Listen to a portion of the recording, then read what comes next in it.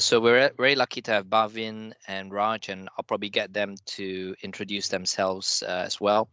But they've very kindly given their time to present and teach us about neuroendocrine tumors. So I hope you enjoy the presentation, and they'll be able to answer any questions afterward. So Bhavin and Raj, if you want to, you put on your cameras and you want to introduce yourselves. Thank you. My name is Bhavin. I'm working for AAA, and I just want to take this opportunity to thank Dr. Fong for allowing us to come today. So thank you very much for that. Okay. There's my colleague Raj, so I'll let Raj say hello. Brilliant. And the purpose of today's presentation is split into three different areas. And the first area that we're going to present is a general overview of NETs. So it will go through various sections. It will be about 15-20 minutes. And then we have Raj presenting NETA 1, which is the basis for treatment licensing for Lutathera treatment. And time permitting, we'll be doing a couple of potential case studies as well. So I'll put my presentation up. And there it is. Can you see it, Dr. Fong? Yeah, that's perfect. Yeah, we can definitely see it. Fantastic. So what we're going to talk about today is NETs, what we need to know. And the purpose of this is to, let me just switch my camera. Yeah. So the purpose of this is to basically go through these various sections. And the reason for that is just to put into perspective, although it's a rare disease, according to the British Journal of Cancer, the incidence rate was 8.6 per 100,000. Looking at the latest data, that's actually doubled. The reason for that is because of better reporting, more diagnosis, more endoscopy, and generally just a better system. But again, there is a lot of work to be done. So this will just give you a bit of an oversight of neuroendocrine tumors, their distribution, the nature, the difference between functioning and non-functioning, risk factors, which we're sure we're all aware of, symptoms, that's really important, and the diagnosis, and more importantly, as well as the diagnosis, is the treatment. So the first part we'll concentrate on is the definition.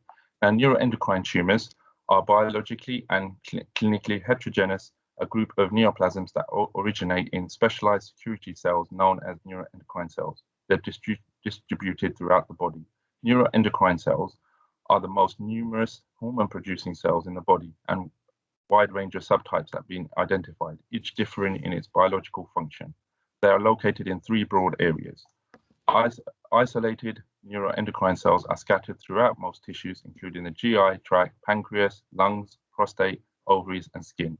In addition, some organs contain aggregates of neuroendocrine cells, such as pancreatic isolates and bronchopulmonary neuroepithelial bodies. They are scattered and aggregated neuroendocrine cells collectively form the diffuse endocrine system, which most NETs arise. And three, the neuroendocrine system also has some classic endocrine glands, which are the pituitary, parathyroid, and inner layers of the adrenal medulla.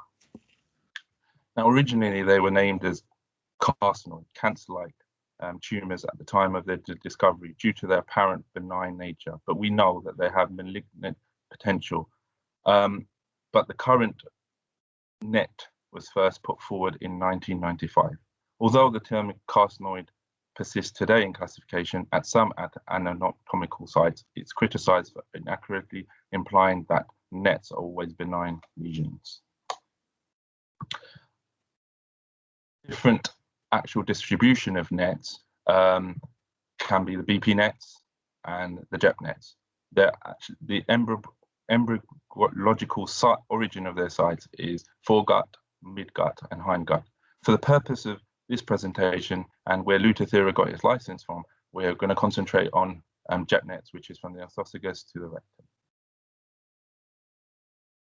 Nature of NETs. Not only do they differ in their anatomical site, they vary in the level of differentiation and aggressiveness, such as the grading.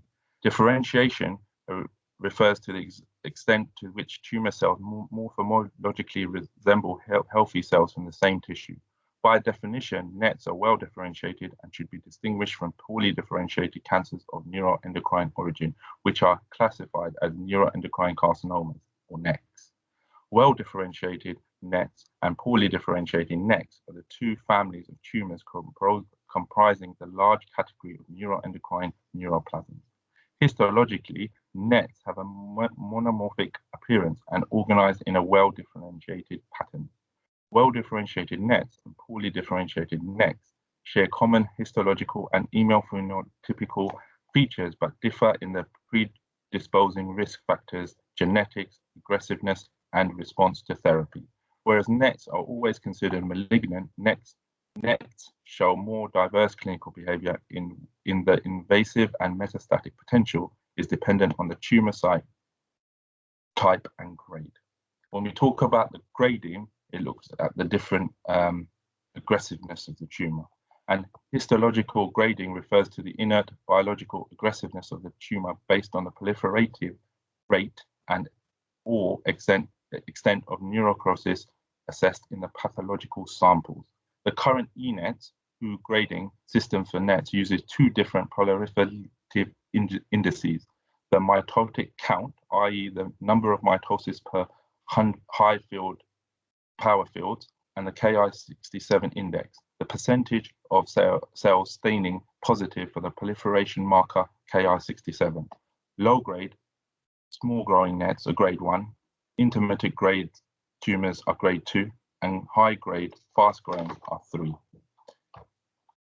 Importantly, high grade nets demonstrate independent negative prognostic, significant independent of staging or tumor site. Well-differentiated nets are usually G1 or G2, whereas poorly differentiated nets are always G3. However, well-differentiated G3 JEP nets have been classified as G3A or net G3, especially in the pancreas, and have better prognosis than poorly differentiated G3 nets. Now, there are two different forms of nets. They're functioning versus non-functioning, and they're defined by the presence or the absence of hormone secretion in the systemic system. When nets cause clinical symptoms due to hormone hypersecretion, they are described as functioning. However, most nets do not produce biological active hormone and are termed non-functioning. Functioning nets account for 30% of GI nets, less than 5% of BP nets, and 45 to 50% of pancreatic nets. Now, talking to some healthcare professionals around my particular area, especially endocrine consultants, insulinomas and are quite prominent. Also, I've heard that a lot of consultants have diagnosed a lot of the gastronomas as well. So that's just a table to show the type of hormones and the type of functioning and autonomic site of potential nets. Risk factors, I'm sure we all know the risk factors, but we don't actually know the actual reason why nets occurs, and BARS just occur sporadically, really. So yeah, there's no really underlying factors, but there are risk factors. When we talk about the diagnosis, several tools and measures and imaging techniques are used to diagnose nets. They often follow a logical order, starting with patient presentation, but not all of the diagnostic techniques on the following slides are used in all the patients. Now, patient presentation. In patients with nets, the diagnostic process is initiated either by the patient-reported symptoms or incidental findings on imagery or surgery conducted for other reasons, for example, removing the appendix. The majority of nets are non-functioning, and symptoms, if they do occur, tend to be vague and non-specific. The most prominent in JEP nets are abdominal pain and change in bowel habit due to the mass effects of the tumor that can accompanied by mesenteric fibrosis, and that causes intermittent subacute bowel obstruction. Functioning tumors are defined by presence of symptoms of hormonal hypersecretion. The most common is carcinoid syndrome, which occurs up to 13% of patients with foregut and midgut JEP nets, and less than 1% with BP nets. Carcinoid syndrome typically presents its classic symptom of thyroid of watery diarrhea, cutaneous flushing, and bronchospasm. Now, just to put into perspective, where we've had some patients talk to us around their experiences with nets. They cannot even leave their house. They literally go to the toilet with diarrhea for double digits. It's pretty detrimental to their health in terms of their standard of living. Then we talk about the histology and histological evaluation of the biopsy tumor is mandatory for diagnosis of nets and enables assessment of tumor grade. Morphology and differentiation are assessed in the conventional HE staining sections that allows discrimination between nets and nets. If morphological assessment is suggestive of the nets, the diagnosis can usually be confirmed by immunohistochemistry, IHC assessment of the neuroendocrine marker chromogranin A and cytosine. We move on to the actual different biomarkers, and the reason we bring this up is because these are simple tests that can actually confirm or eliminate a net, and it's just to share that knowledge with yourself. Plasma chromogranin A is clinically the most useful biochemical net marker. As a constitutive component of neuroendocrine security granules, chromogranin A is produced in a wide range of JEP nets, BP, and other nets, including both functioning and non-functioning tumors. Chromogranin A has a high sensitivity for diagnosis of nets, around 60 to 90% overall, with a high sensitivity reported for gastrinomas, which is 100%, small intestinal nets, 80%, and non-functioning pancreatic nets, 69%. The main limit of plasma chromogranin A is its low diagnostic specificity, which is less than 50%. PP is secreted by healthy pancreatic islet cells as well as some GP nets. Plasma PP is elevated in 40 to 80% of patients' pancreatic nets and also in some patients with colonic nets. However, plasma PP testing, either alone or adjunct to chromogranin A testing, has limited value. 5H1AA midgut JEP nets often secrete large quantities of serotonin, leading to elevations in the serotonin metabolite 5H1AA in blood and urine. In context of carcinoid syndrome, 24-hour urinary 5H1AA measurement has a high diagnostic sensitivity, around 70%, and sensitivity 90%. And the other two markers, gastrin and insulin, are for glastinomas and insulinomas. And anatomical imaging. Now, these are the different imaging techniques that we use in terms of anatomically. CT scanning is probably standard testing, but we know that as time has gone on, we're getting more reported cases, and one of the reasons is incidental findings of nets when you're doing an endoscopy. Moving forward, somatostatin receptor imaging. Somatostatin is a short polypeptide hormone expressed by neuroendocrine, immune, and inflammatory cells. Somatostatin exerts its biological functions via a group of receptors known as STTR, somatostatin receptors, which are expressed in a variety of healthy tissues, including those of JEP tract, CNS, immune system, as well as the thyroid, pituitary, spleen, and kidney. Approximately 80% of JEP nets and the majority of BP nets express somatostatin receptors. Given their widespread expression in nets, somatostatin receptors are logically targeted for both functional and therapy using somatostatin analogs, SSAs. Somatostatin receptors involves the administration of radiolabeled SSA tracer derived from a synthetic octopeptide named octreotide. The SSAs bind to the STTRs on the surface of the net cells. The radioactive molecule is often gallium-68, a positron-emitting radioisotope, which can be used using a gallium scan to reveal the location and the size of the tumor.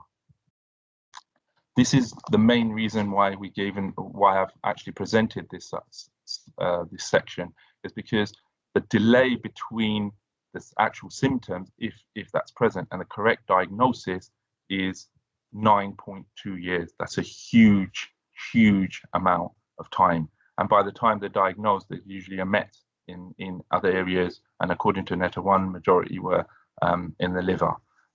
So that kind of is the main reason we want to make sure that we have better prognosis, better diagnosis, and that will lead to better treatment. There are a variety of different treatments available for treatment of NETs. And I think it's a really good time to hand over to Raj, who will now present on PRRT and Lutathera. Raj? Thanks a lot for that, Bhavin. If you don't mind for a second before you go on, Raj, I just thought I'd check with the audience because that I was going to do the same thing. Yeah. Maybe throw it out if there's any general questions before we walk through. Because Bhavin, that was perfect. That was a very nice, very clear-cut description of what I find is a very, to a junior doctor, even a senior consultant, very tricky.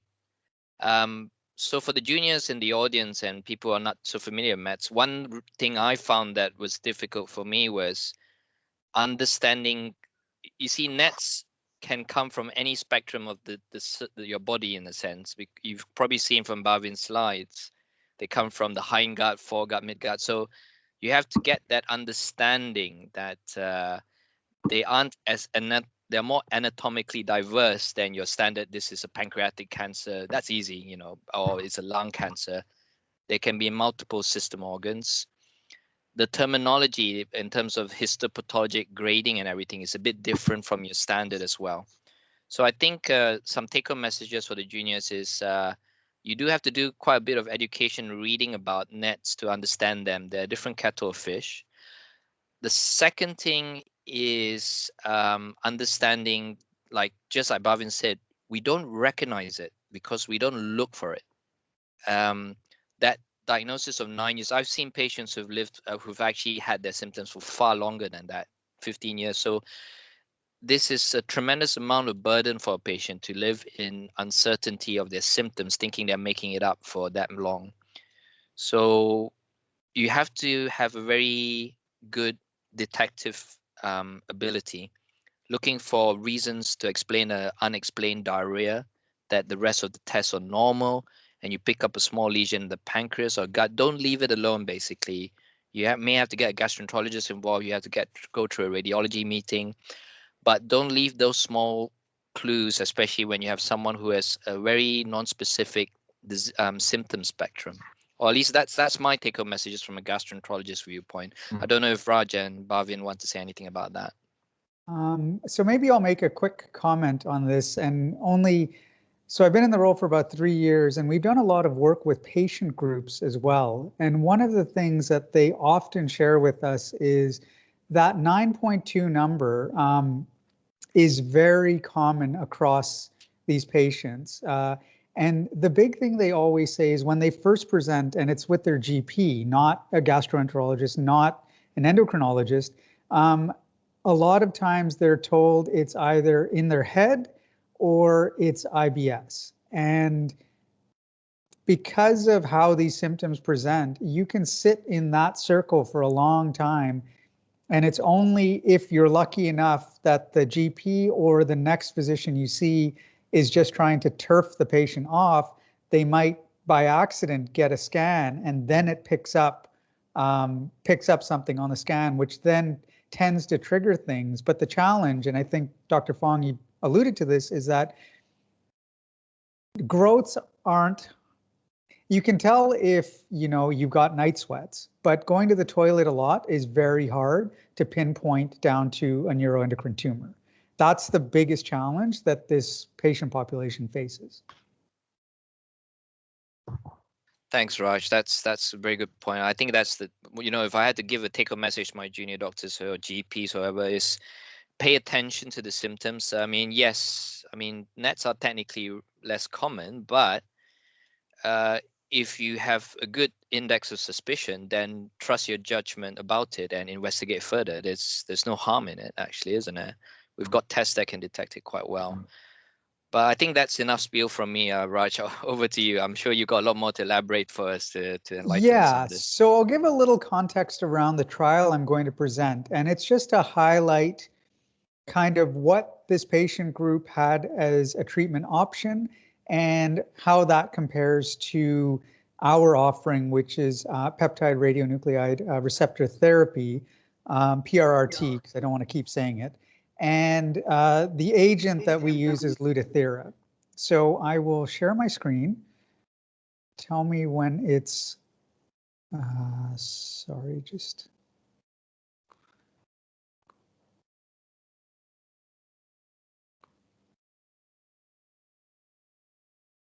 Yeah, we can see it. Perfect.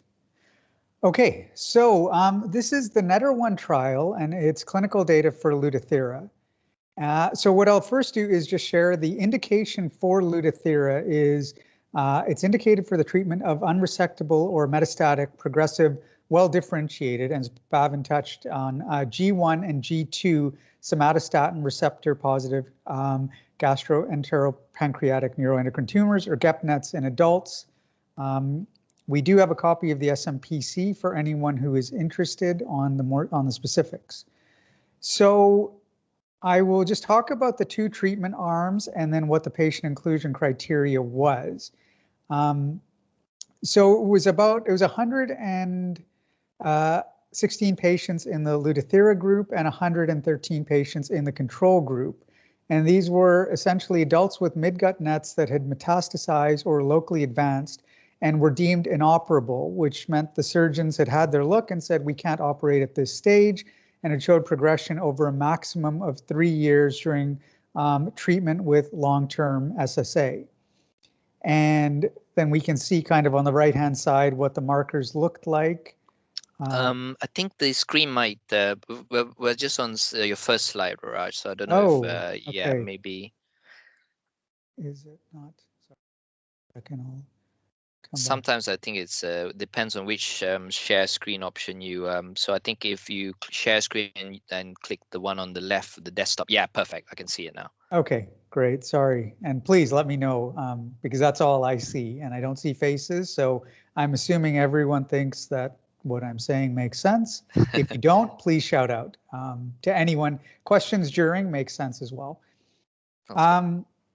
So these were the two groups, and so they both were assessed and selected for which group they were going to at that moment. They were currently receiving 30 milligrams of octreotide, which is the on-license indication for the somatostatin analog, and that was used just for managing the symptoms, so pain, flushing, diarrhea.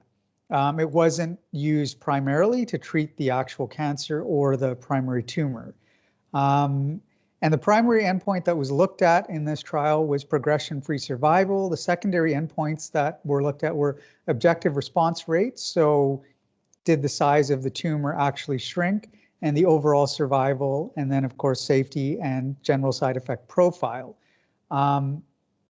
And just as a general, I'm assuming everyone has a working knowledge of this, but for those who don't, 30 milligrams of octreotide or the somatostatin analog would usually be the first step in just managing the symptoms while determining what treatment regime to take. So the dosing for Lutathera, the on-license dosing is 7.4 gigabecquerels. That's given in a 30-minute infusion, and it's a 4-cycle treatment course, and it's given every 8 weeks. The patients who received it continued to receive 30 milligrams of octreotide, and the patients in the control group were given double the dose, so 60 milligrams of octreotide long-acting. And I do have to say that is off license, which we are aware of, but this is a very common thing to see these patients receive, which is some sort of adjustment. They may not receive double the dose over 4 weeks, but oftentimes they would receive 30 milligrams every 3 weeks or every 20 days or every 15 days, just to really manage the symptoms. So as I mentioned, these were the key exclusion and inclusion criteria. And The big thing to remember for the exclusion criteria, beyond the numbers, which you can see, is that these were patients who had not received PRRT at any time prior to randomization. Yeah, so that's the big one as far as who wasn't allowed in. So if we look at the patient characteristics, the big takeaway, the average age was just over 60. Median time since diagnosis was between 3.8 to 4.8 years. And then if you look down the list, they're very comparable between both groups. So this is where it gets quite interesting, and this was the primary endpoint, and that was looking at progression-free survival. So if we look at time point 0, and this is what most of these patients are facing, is they go to either their gastro or their endo or end up with the oncologist, and they're told, your disease is still progressing, we've got you on a somatostatin analog, we have to make a decision, what do we do next? And prior to Lutathera being available, oftentimes they would just adjust the somatostatin analog and say, we'll continue to manage your symptoms and see what happens. And then on the flip side, we now can see what happens if they're given Lutathera as opposed to adjusting their somatostatin analog dose. The graph speaks for itself, but the big thing here is, and this is not normally seen in oncology trials, is that there's a 79% lower risk of disease progression or death in the Lutathera group than in the control group. I'll just leave this for a moment and open it up if there's any questions on this point. It's quite a massive difference there, isn't it, Raj? We don't normally see these kinds of divergent groups, actually. Yeah, when this came out, even in the oncology world, they'd never seen this kind of, I mean, there's two things, right? The 79% is a huge gap, but then you can also see how quickly the two groups separate out. It's very early on. Right, and this is a drug that's dosed every 8 weeks, so it's not like they're getting a constant stream of drug over the course of the therapy.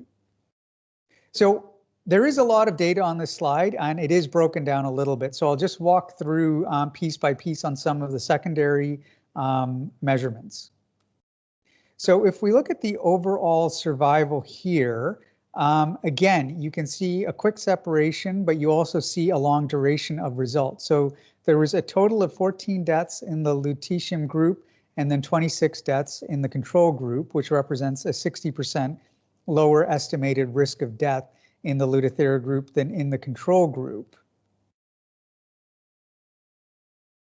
So then if we look at safety and tolerability, and this is where it gets quite interesting. You don't see a huge difference between the two groups, but the real takeaway on this slide is to keep in mind that the control group is being treated just for the symptoms and signs of a neuroendocrine tumor, whereas the Lutathera group is not only helping with the signs and symptoms, but it's actually helping with progression-free survival and treating the disease itself.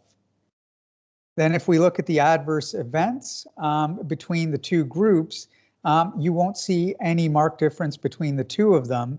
But the one thing to keep in mind is that the control arm, which is for the signs and symptoms, is merely to treat signs and symptoms, whereas the treatment group is not only addressing the disease, but it is a radioactive treatment. So a radioactive versus a non-radioactive, and we don't see any major differences in adverse events or side effects. Same thing with toxicity. We see comparable numbers between the two groups. And again, a radioactive versus non-radioactive therapy. So I'll just walk through what we've learned from NETTER-1, and then I'll open it up for questions if that's all right.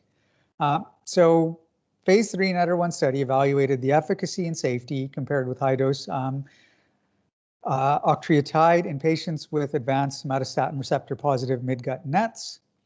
The treatment group, which was Lutathera, was associated with improved survival and a much higher 79.9% response rate versus control. After 20 months, the PFS was not reached with Lutathera, but was 8.4 months in the group, representing a 79% lower risk of disease progression or death with Lutathera.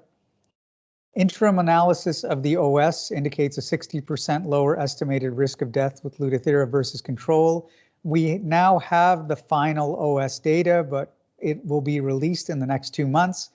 So I'm happy to do a similar presentation, maybe even in person one day, where we can kind of walk through that data. And then if we look at the objective response rate, so this was the actual reduction in tumor size in those who could be evaluated for tumor response. It was 18% in the Lutathera group and 3% in the control group. And where this is quite interesting, and I didn't put this slide in, but I figured I'd speak to it, is in all other studies where they looked at objective response rate on tumor size in neuroendocrine tumors, the highest that was ever observed was 5%, which is still better than what we would see in the control group, but nowhere near the 18% in reduction of primary tumor size that we see in the Lutathera group. So there was some clinically significant myelosuppression, which occurred in less than 10% of patients who received Lutathera. And then here is the prescribing information, which I am happy to share, or Bav can as well, when we come out of this. So I'm going to stop sharing if that's all right. Put my face back on, and why don't we open it up for any questions if there are. Thank you, Raj. That was really very interesting data, actually. Because it's through Teams, it's quite common now, actually, all questions come through the message. So if you guys have any questions, feel free to put something through the message chat group. And I'm sure Bhavin and Raj can have a look, and I'll have a look and try to answer that.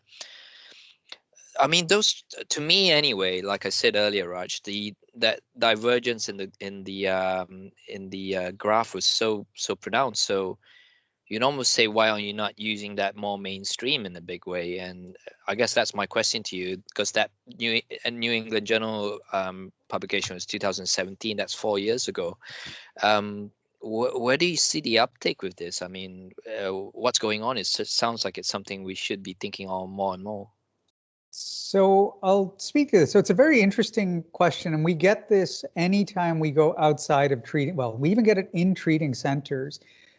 That 79% you don't see, you're correct. The biggest challenge that this therapy has, believe it or not, is not getting reimbursed. It's reimbursed across the country, and there's 26 centers that actually offer this treatment.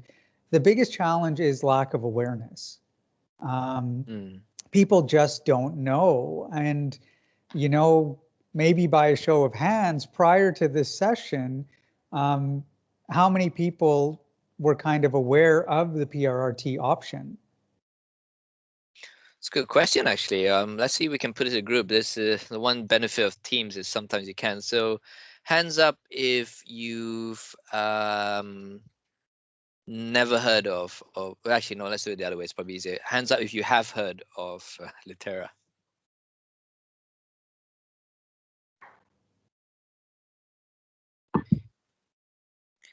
So either everyone's on mute or not listening, or your answer is what I suspected it was going to be, Raj, is that awareness is quite lacking, actually. We got a question here from one of them. Any risk of stroke with Lutathera? Sorry.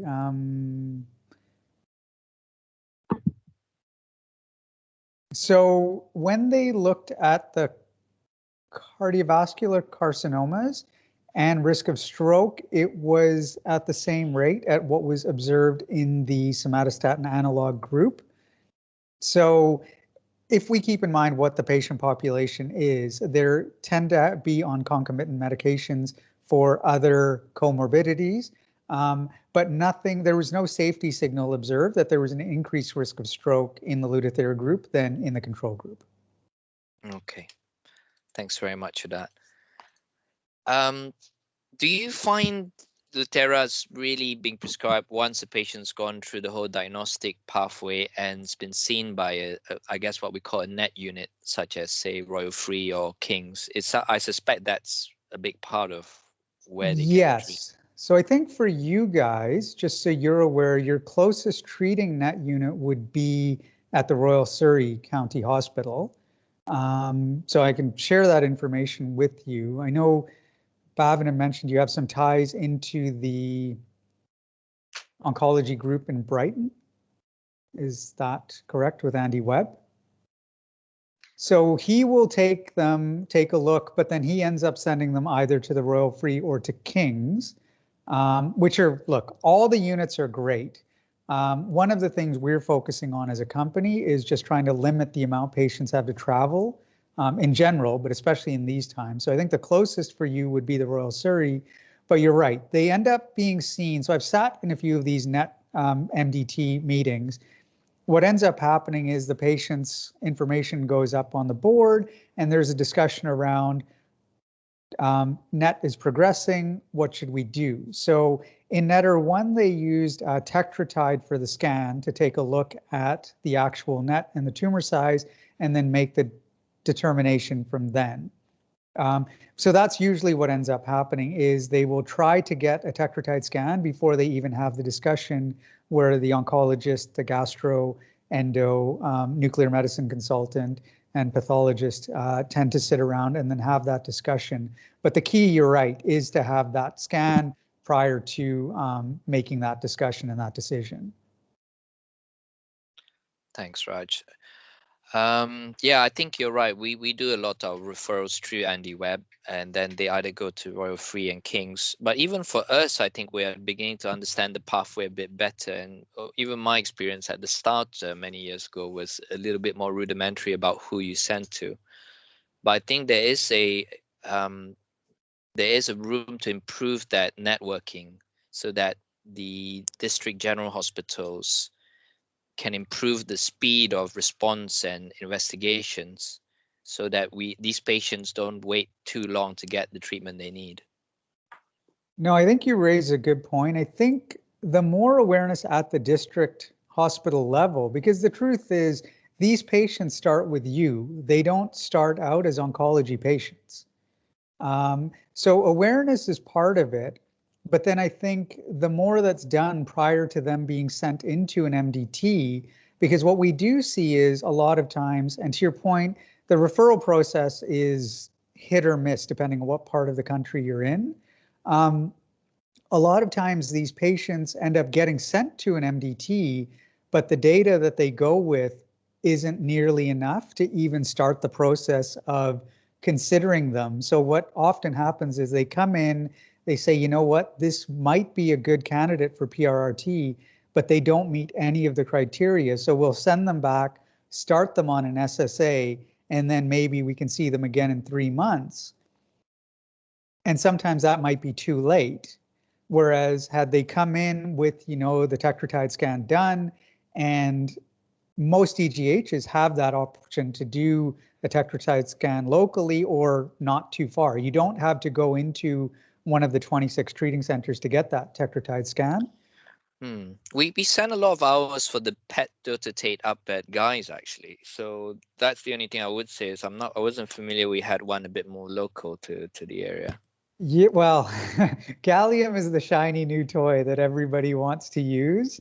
And the reality is you will catch probably 85 to 89% of nets using tetrotide.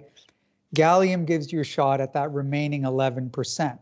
But just for context, in the NETTER 1 trial, patients were identified and tracked using tetrotide, not gallium. Thanks, that's useful to know. Brilliant. Well, I'm not seeing any other actual questions, but I think you said you may have 1 or 2 case studies you wanted to run through quickly, was it right? Yeah, we can walk through one case study if that's all right, maybe bring a little bit to life, and then that might generate a couple of questions or great understanding. I'm taking the no questions as what I'm saying makes perfect sense and everybody's walking out a better version of themselves. but I suspect that may not be true. So Oh no, I think you've illuminated quite a few minds with some of this. You definitely illuminated mine. So yeah, no, I think so. I think the biggest challenge for us working, because we've had a bit, as I said, we've had a bit of a restructure, and I used to work very closely more so with the DGHs than the treatment centres. And what I have found is when the patient actually enters and comes into A&E, they're coming in a number of times before they're actually going to the right discipline. And as a result of that, the disease has been progressing. So if we can close that gap and make more people aware, then we can do the right biochemical marking tests that will then get them into the right pathways for the right treatment. And that's one of our key objectives. We're working with DGHs like yourself. That's good. perfect. So I will share. Hopefully this goes a bit better.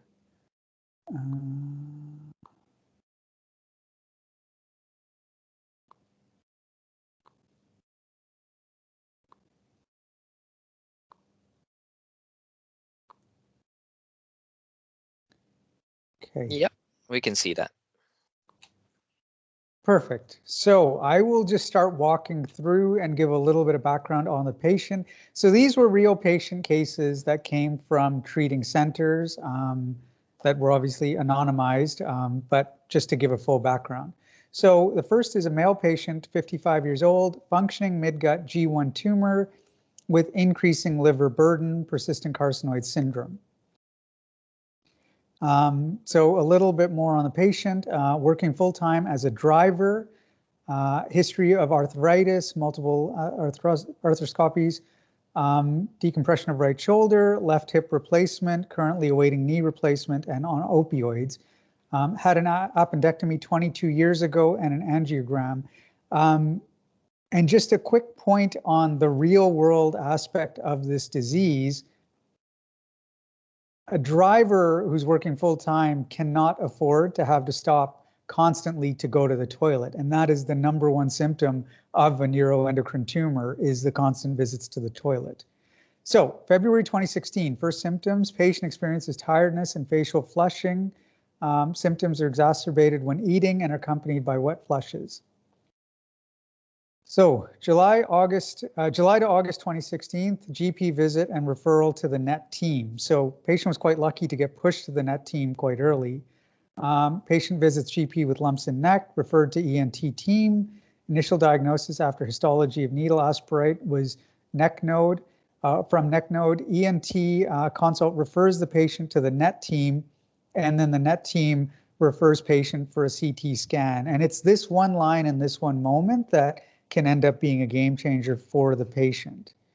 So if we look at the histology results, well differentiated primary NET G1 in small intestine, proliferation rate Ki67 of 1%, CT scan of TAP and confirms primary tumor, bilateral metastases in liver 50 to 60%, and lymph nodes were present. Can you guys still see this? Yes, we can. Okay, perfect. Then on the octreotide, so they went with a tetrotide scan, 2 mesenteric nodules, bilateral lesions in the liver and lymph nodes. And then we can see the markers there are quite pronounced, especially the 5H1AA. So the initial treatment was intramuscular sandostatin, 30 milligrams every 4 weeks. So this is a very common starting patient, which is what we saw in the NETTER-1 trial. Okay, so initial response to the somatostatin analog treatment, improvement in facial flushing, flushing and sweating increased again 3 to 4 weeks after the injection, no steatotheria post-SSA, CT scan shows stable disease, carcinoid heart disease, mild tricuspid regurgitation. So then if we look at the tumor markers, and in particular the 5H1AA, you can see that there is a decrease from 978. So across the board, there was an improvement in chromogranin A and B and 5H1AA. January to April 2017, the disease was stabilized on radiographic look, but there was a titration of the analog. So this is very common. And like I mentioned, the analog dose went from every 4 weeks down to every 3 weeks to control the symptoms. So then the NET team did exactly what we had discussed, and they considered TACE or PRRT. So then, because the 5-HT1AA decreased after the titration of the somatostatin analog, the patient stayed on the dose and the disease remained radiologically stable. But the key takeaway is that the drug used for managing of signs and symptoms had to be moderated. Now, this is where you almost get to kind of the inclusion criteria of the NETTER-1 trial, and that is we saw an increased liver burden, but we also saw radiographic progression of the disease, and we started to see that the 5-HT1AA started to creep up. So the patient had 1 year of stable disease while on SSA, but again, we see the somatostatin analog dose increased from 30 milligrams every 3 weeks to 30 milligrams every 2 weeks. And this is very common for this patient group in that they have their disease stabilized and they're viewed as being under control, even though the analog dose is being modulated and getting tighter and tighter. But on paper, it looks like the disease hasn't progressed. But when symptoms have progressed, it's usually due to something underlying. So if we look at the summary of the patient presentation and next steps, carcinoid syndrome, decreased quality of life, increasing liver burden, progressive metastases in lymph nodes, no response despite SSA dose increase, tumor markers elevated, and at this time, the NET team decided to escalate to PRRT. So it was initiated 6 weeks after the MDT's decision for PRRT and approximately 2 years after their first symptoms have started. So I'll just take a moment here and mention, this is a very good diagnosis to decision for the patient, and it's still 2 years after the first symptoms. But I think it becomes very clear how a patient can easily fall through the cracks if physicians aren't looking for it and quickly escalate to 9 years of disease getting worse, but they're not complaining too much about symptoms before they end up getting really looked at for PRRT or a change in NET management. Patient lives locally, so the family provided transport, which goes back to our discussion around does it always make sense to send these patients to the Royal Free or Kings when there might be a local option closer in Royal Surrey. And I will also mention at this point that Brighton is working towards getting this service locally in Brighton as well. So these services are going to get closer, but in these COVID times, I think it's a relevant question to always ask, where is the closest place that the patient can be treated? And then for each course of the treatment, the Lutathera patient stays in the hospital overnight. So depending on severity of disease with Lutathera, centers do have the option to do it as a day case and send the patient home if the patient tolerates the drug quite well, but they also have the option to stay overnight. So if we now walk through how the patients did on their cycles and what happened in the end. So the first cycle was given January 2018. The only symptoms were lethargy and nausea for 2 weeks. Then we saw similar when they had the second dose in March of 2018, lethargy again, and left abdominal ache for 2 weeks post-therapy. But at this stage, we did see some improvement in carcinoid syndrome, stable disease, and this is where it gets interesting. The patient was able to go back to work part-time. And I think that's the real value of this treatment and of managing these patients correctly is it does allow them to return back to the life that they were experiencing prior to having a cancer diagnosis. Then third cycle, mild nausea, tender neck and nosebleeds, less flushing, still ongoing sweats. Then if we look at the fourth dose and the final dose, nausea, depression, and lethargy, increased flushing and sweats day and night. So now if we take a look at how the patient did post-therapy, overall, The patient tolerated the treatment very well. Some improvement in carcinoid syndrome, still experienced wet sweats. Patient continues SSA therapy for symptom control, but due to improved symptom control and quality of life, patient was able to return to work part-time.